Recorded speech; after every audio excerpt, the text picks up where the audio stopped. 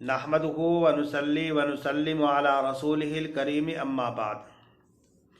आज का उन्वान है हिजरत और मंसूबा बंदी। बुजुर्गान मोहतरम, जब रसूल अकरम सल्लल्लाहु अलैहि वसल्लम को हर तरीक़े से अदियत दी गई, मक्के की सरजमीन को आपके लिए तंग कर दिया गया, आप पर ऐसी ऐसी बलाएं और मुसीबतें डाली गई कि पहाड़ भी जिनका तहम्मुल नहीं कर सकते थे, आपके अहले खाना और अजीज़ व अकारिब ने आपकी मदद नहीं की, तो रसूल अकरम सल्लल्लाहु अलैहि वसल्लम को सब्र करने और हिजरत की इजाज़त मिली। आप हज़रत अबू बकर सिद्दीक़ रज़ियल्लाहु ताला अन्हु के घर तशरीफ़ ले गए। दोपहर का वक्त था। आपने अबू बकर से फरमाया कि मेरे पास से उन तमाम लोगों को हटा दो जो तुम्हारे पास हैं। अबू बकर ने फरमाया कि अल्लाह के पैगंबर, सिर्फ मेरे पास मेरी 2 बेटियां हैं, इनके अलावा कोई नहीं। तो रसूल अकरम सल्लल्लाहु अलैहि वसल्लम ने फरमाया कि अल्लाह की तरफ से मुझे हिजरत की इजाज़त मिल गई। अबू बकर ने फरमाया कि अल्लाह के पैगंबर, क्या मुझे भी आपके साथ जाने की इजाज़त है? आपने फरमाया हाँ।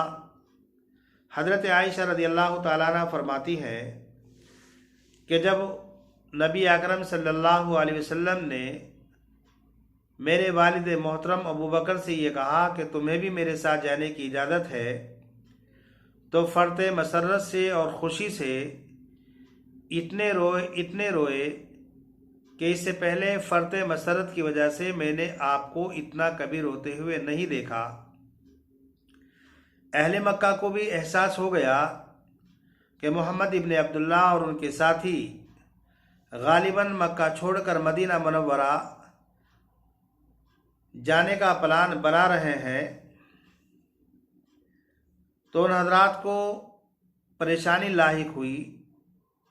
अहले मक्का के दरमियान एक इज़्तिराबी कैफियत पैदा हो गई और उन हजरात को परेशानी का होना, इज़्तिराबी कैफियत का पैदा होना एक बदीही और फितरी बात थी।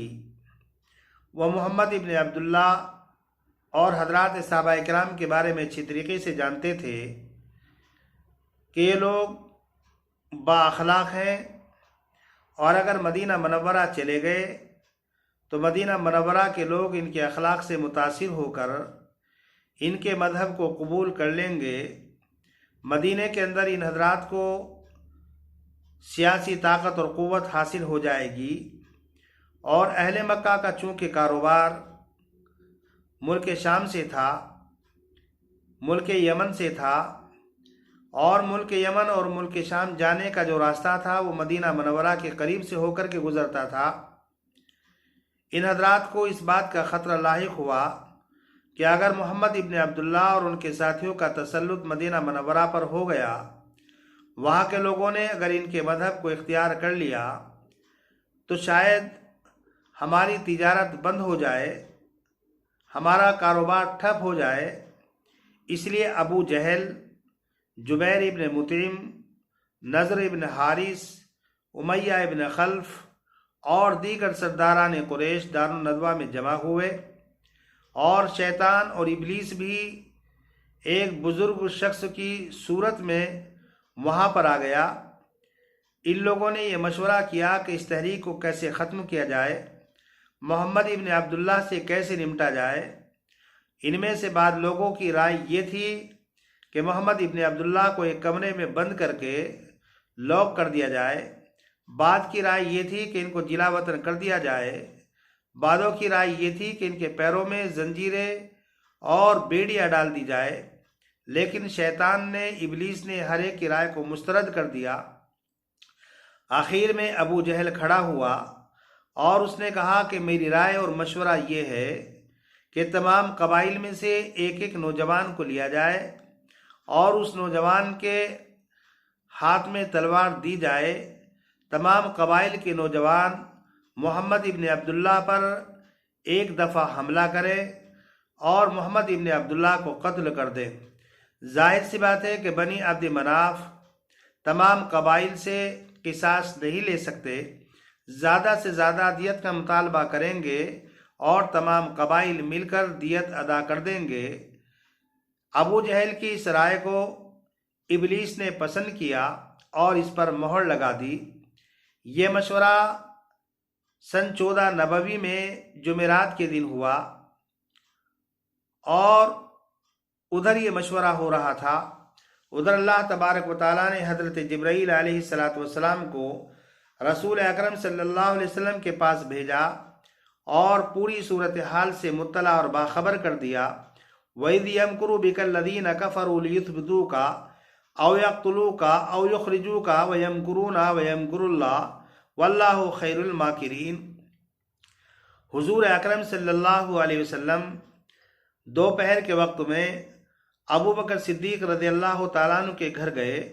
حضرت ابو بکر نے دیکھا کہ نبی اکرم صلی اللہ علیہ وسلم سخت دوپہری میں تشریف لا رہے ہیں، تو آج کوئی نئی بات پیش آ گئی، اس لیے کہ رسول اکرم صلی اللہ علیہ وسلم کا معمول مبارک یہ تھا، آپ ابو بکر کے گھر صبح کے وقت جاتے تھے یا شام کے وقت جاتے تھے، لیکن دوپہر میں نہیں جاتے تھے۔ اس دن دوپہر میں آپ تشریف لے گئے، ابو بکر جہاں بیٹھے ہوئے تھے وہاں سے ہٹے اور اللہ کے پیغمبر صلی اللہ علیہ وسلم کو وہاں پر بٹھایا۔ نبی اکرم صلی اللہ علیہ وسلم نے جانے کی وجہ بیان کر دی اور ابو بکر سے کہا کہ 2 اونٹنی سفر کے لیے تیار رکھو، اور اس کے بعد نبی اکرم صلی اللہ علیہ وسلم اور ابو بکر وہاں سے چپکے سے نکلے اور غار ثور میں جا کر کے چھپ گئے۔ اہل مکہ کو جب یہ بات معلوم ہوئی کہ محمد ابن عبداللہ اور ان کے ساتھی ابو بکر مکہ چھوڑ چکے ہیں، تو ان کے تعاقب میں ان کو تلاش کرنے کے لیے یہ لوگ سارے راستوں پر پھیل گئے اور آپ صلی اللہ علیہ وسلم اور ابو بکر کو تلاش کرنے لگے۔ تلاش کرتے کرتے غار ثور کے دروازے تک پہنچ گئے۔ حضرت ابو بکر صدیق رضی اللہ تعالیٰ عنہ نے اللہ کے پیغمبر سے فرمایا، اے اللہ کے پیغمبر، اگر ان لوگوں میں سے کسی نے اپنے پیروں کی طرف دیکھ لیا تو وہ ہم کو ضرور دیکھ لیں گے۔ تو رسول اکرم صلی اللہ علیہ وسلم نے ابو بکر سے فرمایا، اے ابو بکر، تمہارا ان 2 آدمیوں کے بارے میں کیا گمان ہے جن میں کا تیسرا اللہ ہے؟ اے ابو بکر، مت گھبرائیے، اللہ ہمارے ساتھ ہے۔ بزرگان محترم، ہجرت کا یہ مختصر سا واقعہ میں نے آپ حضرات کے سامنے بیان کیا ہے، لیکن دراصل مجھے آپ حضرات کے سامنے بیان یہ کرنا ہے کہ رسول اکرم صلی اللہ علیہ وسلم کی ذات گرامی ہمارے لیے اسوہ ہے، ہمارے لیے نمونہ ہے۔ اللہ کے پیغمبر صلی اللہ علیہ وسلم جب بھی کوئی کام کرتے تھے تو کام کرنے سے پہلے منصوبہ بندی کرتے تھے اور پلاننگ کرتے تھے۔ ہماری صورتحال یہ ہے کہ ہم جذبات میں بہہ جاتے ہیں اور جذبات میں بہہ کر نہ کسی کام کی پلاننگ کرتے ہیں اور نہ منصوبہ بندی کرتے ہیں۔ یہی وجہ ہے کہ ہمیں دنیا کے اندر کامیابی نہیں ملتی ہے۔ بزرگان محترم، جہاں تک تعلق ہے اللہ کے اوپر اعتماد کا، توکل کا، تو دیکھیے ہر مسلمان کو اللہ کی ذات پر توکل کرنا، اعتماد کرنا لازمی اور ضروری ہے، اس لیے کہ توکل اور اعتماد اس کو ایمان کی شرط قرار دیا گیا ہے۔ حضور اکرم صلی اللہ علیہ وسلم نے ارشاد فرمایا کہ اگر لوگ اللہ کے اوپر اس طریقے سے توکل اور اعتماد کریں جیسا توکل کرنے کا اعتماد کا حق ہے، تو اللہ تبارک و تعالیٰ اس طریقے سے روزی دیں جس طریقے سے پرندوں کو روزی دی جاتی ہے کہ صبح کے وقت اپنے گھونسلوں سے، اپنے گھروں سے خالی پیٹ نکلتے ہیں اور شام کو سیر ہو کر واپس آتے ہیں۔ رسول اکرم صلی اللہ علیہ وسلم نے ارشاد فرمایا کہ جو آدمی اللہ کے اوپر توکل کرتا ہے، اعتماد کرتا ہے، تو اللہ تبارک و تعالیٰ دنیا میں بھی اور آخرت میں بھی اس کے لیے کافی ہو جاتا ہے۔ لیکن بزرگان محترم، توکل کا مطلب کیا ہے؟ توکل کا مطلب یہ ہے کہ پہلے بندہ اسباب اختیار کرے اور پھر اللہ کی ذات پر توکل اور اعتماد کرے، اور یہ یقین رکھے کہ جو میں نے اسباب اختیار کیے ہیں نہ ان میں نفع ہے نہ ان کے اندر نقصان ہے، نہ ان کے ذریعے سے مجھے کامیابی مل سکتی نہ مجھے ان کے ذریعے سے ناکامیابی مل سکتی۔ کامیابی کا دار و مدار اللہ کی ذات کے اوپر ہے، اللہ کی ذات سے، اللہ کے حکم سے ہی کامیابی ملے گی اور اللہ کے حکم سے ہی ناکامیابی ملے گی۔ آپ حضرات کو معلوم ہوگا کہ جب نبی اکرم صلی اللہ علیہ وسلم سے معلوم کیا گیا کہ اللہ کے پیغمبر توکل کس کو کہتے ہیں، تو آپ نے فرمایا توکل کا مطلب یہ ہے کہ پہلے اپنے اونٹ کو کھونٹے سے باندھ پھر اللہ کی ذات کے اوپر توکل اعتماد کر۔ تو توکل کا مطلب یہ ہے کہ اسباب کو اختیار کرنے کے بعد اللہ کی ذات پر اعتماد کیا جائے، اللہ کے اوپر بھروسہ کیا جائے۔ بزرگان محترم، جو میں آپ حضرات کے سامنے بیان کرنا چاہتا ہوں وہ یہ ہے کہ ہمیں اپنے کام کے کرنے سے پہلے منصوبہ بندی کرنی چاہیے، پلاننگ کرنی چاہیے، اسباب کو اختیار کرنے کے ساتھ ساتھ اللہ کے اوپر توکل اور اعتماد کرنا چاہیے، تبھی ہمیں کامیابی مل سکتی ہے۔ اور اگر ہم یہ سوچتے ہیں کہ ہم ہاتھ پر ہاتھ رکھے بیٹھے رہیں، ہم پلاننگ نہ کریں، منصوبہ بندی نہ کریں، آسمان سے فرشتہ آئے گا وہ ہماری مدد کرے گا، تو ایسا ناممکن ہے، یہ بھول بھلیا اور خام خیالی ہے۔ بزرگان محترم، جب ہم ہجرت کے واقعے کے اندر غور و فکر کرتے ہیں تو رسول اکرم صلی اللہ علیہ وسلم کی پلاننگ، منصوبہ بندی ہمارے سامنے آتی ہے۔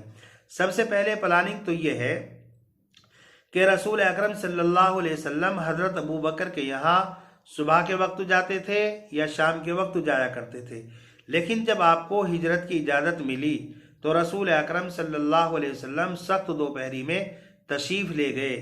یہ آپ کی منصوبہ بندی تھی، یہ پلاننگ کا حصہ تھا تاکہ کسی کو معلوم نہ ہو۔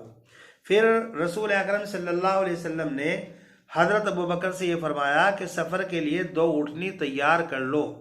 یہ نہیں کیا کہ آپ کو اجازت مل گئی ہو اور آپ نے فوراً توشہ لیا ہو اور آپ فوراً روانہ ہو گئے ہو، بلکہ ابو بکر صدیق رضی اللہ تعالیٰ عنہ سے جا کر یہ کہا کہ سفر کے لیے 2 اونٹنی تیار کر لو۔ ابو بکر صدیق رضی اللہ تعالیٰ عنہ نے سفر کے لیے 2 اونٹنی تیار کر لی۔ اور تیسری پلاننگ یہ ہے کہ رسول اکرم صلی اللہ علیہ وسلم مکے سے مدینہ منورہ کے لیے جب روانہ ہوئے تو آپ نے معروف اور مشہور راستہ اختیار نہیں کیا، بلکہ آپ نے غیر معروف اور غیر مشہور راستہ اختیار کیا، اس لیے کہ آپ جانتے تھے کہ جب اہل مکہ کو ہمارے نکلنے کا پتہ چلے گا تو مکے کے لوگ ہمیں تلاش کرنے کے لیے اس راستے پر جائیں گے جو راستہ مشہور ہوگا، معروف ہوگا۔ اسی وجہ سے رسول اکرم صلی اللہ علیہ وسلم نے غیر معروف، غیر مشہور راستہ اختیار کیا۔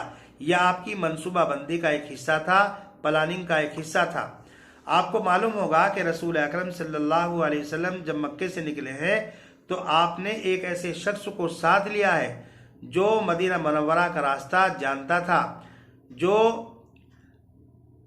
حالات سے اچھی طریقے سے واقف تھا، اور ان کا نام عبداللہ ابن اریقط تھا جو غیر مسلم تھا۔ بزرگان محترم، رسول اکرم صلی اللہ علیہ وسلم کا کرائے پر ایسے شخص کو لینا جو راستے کو جانتا ہو تو یہ بھی ایک پلاننگ کا حصہ تھا۔ پھر حضرت عائشہ فرماتی ہیں کہ جب رسول اکرم صلی اللہ علیہ وسلم اور میرے والد محترم ہجرت کے لیے تشریف لے جا رہے تھے تو میں نے اور میری بہن حضرت اسماء نے آپ کے لیے کھانا تیار کیا اور ایک تھیلے کے اندر توشے کے طور پر کھانا دیا۔ بزرگان محترم، یہ بھی پلاننگ کا حصہ تھا۔ اور پھر آپ کو معلوم ہوگا کہ رسول اکرم صلی اللہ علیہ وسلم جب مکے سے نکلے ہیں تو غار میں جا کر کے چھپ گئے اور 3 دن تک آپ چھپے رہے۔ کیا حضور اکرم صلی اللہ علیہ وسلم کے اندر کسی چیز کا ڈر تھا؟ کیا آپ گھبرا رہے تھے؟ کیا العیاذ باللہ آپ کے پاس ایمان کی طاقت اور قوت نہیں تھی؟ سب کچھ تھا، لیکن یہ منصوبہ بندی تھی اور پلاننگ کا ایک حصہ تھا کہ نبی اکرم صلی اللہ علیہ وسلم 3 دن تک غار ثور کے اندر چھپے رہے۔ پھر رسول اکرم صلی اللہ علیہ وسلم کو جب ہجرت کی اجازت ملی تو آپ تنہا مدینہ منورہ کی طرف روانہ نہیں ہوئے، بلکہ آپ نے ایک رفیق سفر کا انتخاب کیا، ابو بکر کا، اور پھر آپ نے مکہ سے نکلنے کے لیے ایک مناسب وقت کا انتظار کیا۔ آپ 3 دن تک غار ثور کے اندر چھپے رہے، اور جب آپ کو یہ اطمینان ہو گیا کہ اب مکے کے لوگ ہمیں تلاش نہیں کریں گے اور تلاش کر کے وہ تھک گئے ہیں، تب رسول اکرم صلی اللہ علیہ وسلم غار ثور سے मदीना मनव्वरा की तरफ रवाना हुए। बुजुर्गान मोहतरम, सिर्फ इतना ही नहीं, आप हजरात को मालूम होगा कि सुराका इब्न मालिक जो उस वक्त तक मुसलमान नहीं हुए थे और अहले मक्का ने यह ऐलान किया था कि जो मोहम्मद और उनके साथी को पकड़ करके लाएगा तो 100 ऊँट इनाम में दिए जाएंगे।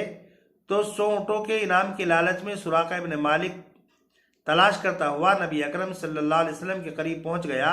लेकिन जब वो करीब पहुंचा तो घोड़े को ठोकर लगी और उसके पैर रेत के अंदर धंस गए।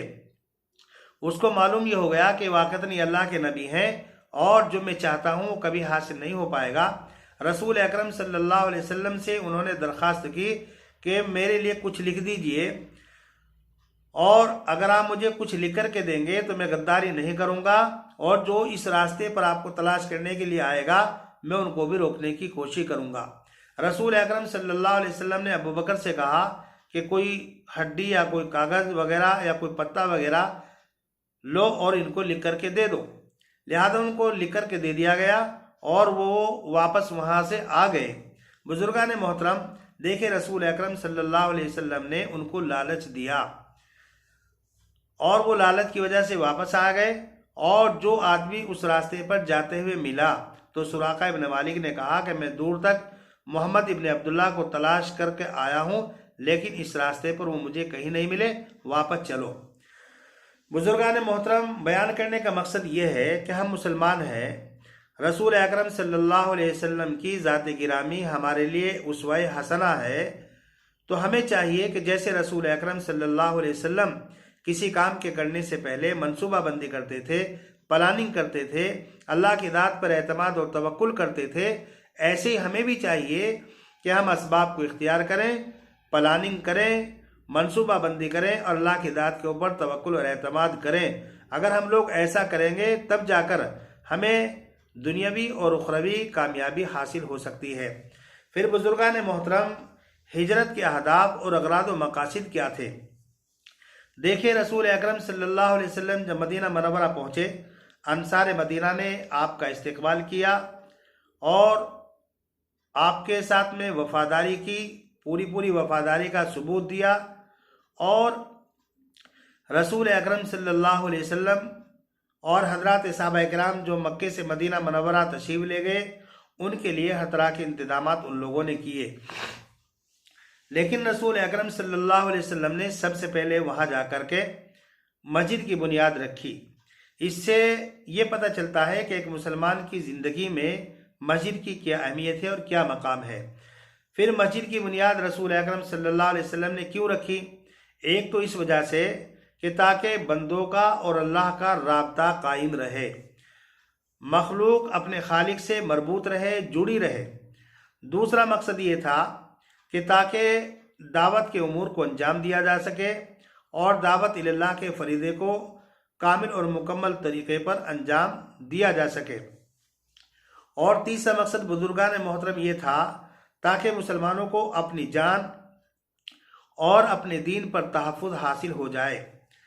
चौथा मकसद ये था कि मुसलमान जब एक जगह इकट्ठा होंगे तो एक जगह इकट्ठा होने के बाद इज्तिमाइयत के अंदर ताकत और क़ुव्वत पैदा होगी, इज्तिमाइयत के अंदर इस्तिहकाम आएगा। जब हम एक दूसरे से मिलेंगे तो एक दूसरे के हालात का पता चलेगा। अगर कोई बीमार होगा तो उसकी इयादत की जा सकती है। अगर हमें कोई गरीब है, कोई ज़रूरतमंद है तो उसकी ज़रूरत को और उसकी ज़रूरत को पूरा किया जा सकता है। फिर रसूल अकरम सल्लल्लाहु अलैहि वसल्लम ने मुहाजिरीन और अंसार के दरमियान में मुआखात कायम फरमाई, भाईचारगी कायम फरमाई। इसकी वजह असल में ये थी कि मुहाजिरीन सब कुछ मक्के के अंदर छोड़ आए थे, अपनी ज़मीन जायदाद को, अपने बीवी बच्चों को और अपने मालो दौलत को। मदीना मनव्वरा के अंदर वो अजनबियत महसूस कर रहे थे। रसूल अकरम सल्लल्लाहु अलैहि वसल्लम ने मुआखात के ज़रिए से उस अजनबियत को दूर फरमाया। फिर नबी अकरम सल्लल्लाहु अलैहि वसल्लम ने कबीले औस और कबीले खजरज के दरमियान में मुआखात कायम फरमाई, मोहब्बत और तालीफ़ कायम फरमाई। वजह असल में उसकी ये है कि ज़माने जाहिलियत से ही कबीले औस और कबीले खजरज के अंदर दुश्मनी थी और इनके दरमियान एक लंबी जंग चलती हुई आ रही थी और मुसलमान होने के बावजूद इनके दिल के अंदर कुछ ना कुछ खलिश बाकी थी।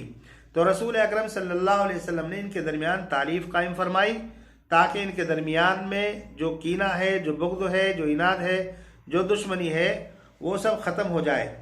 तो बुज़ुर्गान मोहतरम, हमारे लिए लाजिम और ज़रूरी है कि हम हुज़ूर अकरम सल्लल्लाहु अलैहि वसल्लम के जिस वाक़े को पढ़ें तो उससे हमें क्या सबक मिलता है, उससे क्या हमें क्या इबरत हासिल होती हैं, उन पर हमें ज़रूर तवज्जो देनी चाहिए। आप इसी हिजरत के वाक़े को देख लीजिए कि इस मुख्तसर सी बात के अंदर हमारे लिए किस कदर सबक है, कितनी इबरतें हैं और कितनी नसीहतें हैं। इसलिए हम सब के लिए लाजिम और ज़रूरी है कि हम जो भी काम करें, काम करने से पहले मनसूबाबंदी करें, प्लानिंग हम बनाएं, हम जज्बात में न बहें और अपने जज्बात पर काबू रखें। अक्लमंदी का तकादा यह है कि पहले किसी काम को करने से पहले, किसी बात को कहने से पहले हम तदब्बुर करें, तफक्कुर करें, गौर व फिक्र करें और गौर व फिक्र करने के बाद कोई कदम उठाएं। अल्लाह तबारक व तआला से दुआ है कि अल्लाह तबारक व तआला मुझे भी इस पर अमल करने की तौफीक मरहमत फरमाए, आप हजरात को भी इस पर अमल करने की तौफीक मरहमत फरमाए। वमा अलैना इल्लल बलाग।